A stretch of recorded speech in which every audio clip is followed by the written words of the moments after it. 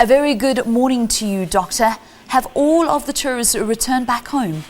Morning to you. We're not very sure yet because being the weekend of Eid, there's been no contact with family members. The Chinese media said, that they left on Saturday, but some people said they expected either yesterday, last night, or this morning. Since there's been no communication with the family, it will be very hard to say, but most guaranteed they should be back by today because the deal brokered by international relations and the deputy president on Friday was within 72 hours, which falls today. The trip consisted of people from a variety of different religions, Christian, Hindu and Muslim.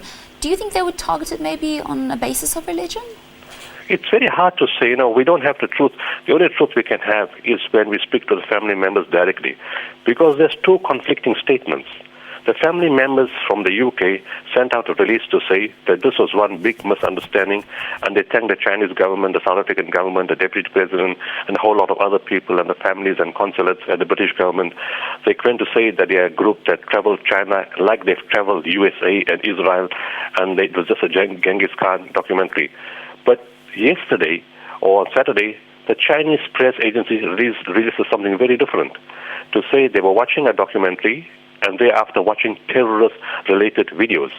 And also they were involved in groups organizing terrorism, and that the 9 repented for their bad actions and left. So it is very, very conflicting. It means that the 9 people now have the label of terrorism over their head, which I don't think is correct. And the only way we will know is if the group members come out publicly and speak about it.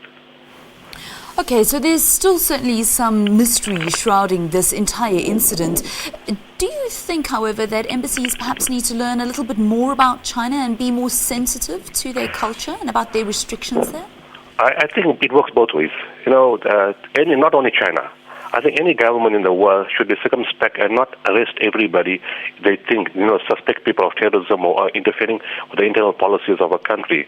People are very innocent. Sometimes they don't know the rules. They do things which may not be harmful to anyone, but people must perceive that as such. So it's important that governments take notice, especially if people come, with good intention to tour the countries, to learn about culture, building goodwill.